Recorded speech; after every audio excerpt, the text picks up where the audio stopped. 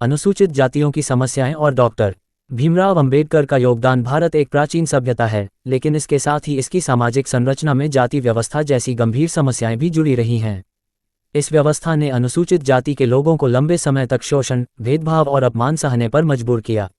भारत के संविधान निर्माता डॉक्टर भीमराव अंबेडकर ने इस स्थिति को न केवल समझा, बल्कि इसके समाधान के लिए अपनी पूरी जिंदगी समर्पित कर दी। अनुसूचित जातियों की समस्याएं। 1. सामाजिक भेदभाव और छुआछूत। अनुसूचित जाति के लोगों को सामाजिक जीवन में अस्पृश्यता और भेदभाव का सामना करना पड़ा। मंदिरों में प्रवेश, पानी के कुओं का उपयोग, सार्वजनिक स्थानों पर बैठने तक के अधिकारों से वे वंचित रहे।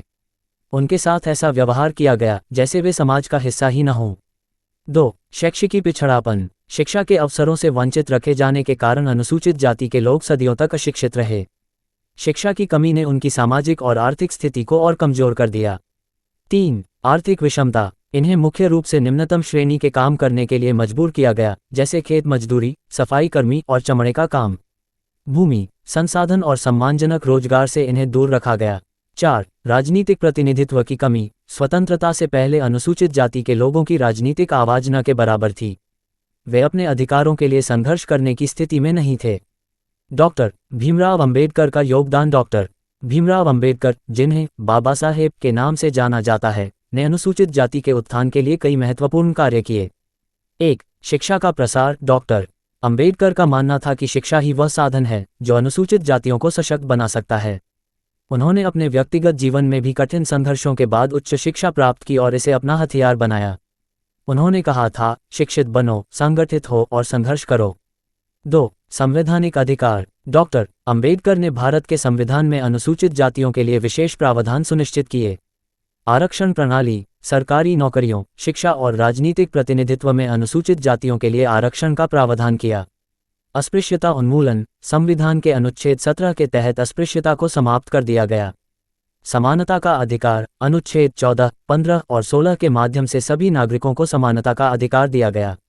3. सामाजिक सुधार आंदोलन। डॉक्टर अंबेडकर ने कई आंदोलनों का नेतृत्व किया, जैसे महार सत्याग्रह 1927। यह आंदोलन दलितों को सार्वजनिक जलाशयों तक पहुंच का अधिकार दिलाने के लिए किया गया। कालाराम मंदिर सत्याग्रह। इस आंदोलन का उद्देश्य दलितों को मंदिर में प्रवेश का अधिकार दिलाना था। 4. धार्मिक परिवर्तन। 1956 में डॉक्टर अंबेडकर ने लाखों अनुयायियों के साथ बौद्ध धर्म अपनाया। उनका मानना था कि जाति व्यवस्था से मुक्ति पाने के लिए धर्म परिवर्तन आवश्यक है।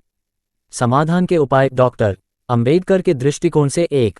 शिक्षा का महत्व। हर व्यक्ति को शिक्षित करना आवश्यक है ताकि वे अपने अधिकारों के प्रति जागरूक हों। 2. सामाजिक जागरूकता। समाज में समानता और भाईचारे की भावना विकसित करने के लिए निरंतर प्रयास करना होगा।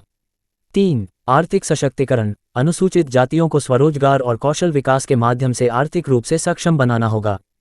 4. कानूनी सुरक्षा। अनुसूचित जाति और जनजाति अत्याचार निवारण अधिनियम 1989 जैसे कानूनों को प्रभावी ढंग से लागू करना जरूरी है।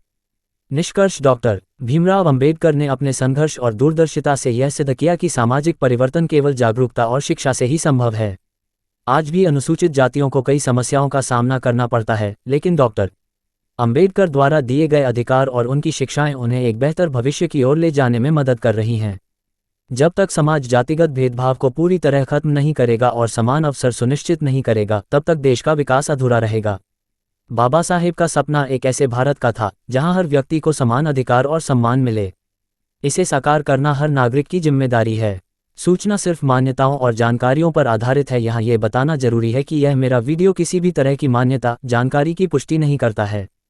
किसी भी जानकारी या मान्यता को अमल में लाने से पहले संबंधित विशेषज्ञ से सलाह लें। धन्यवाद।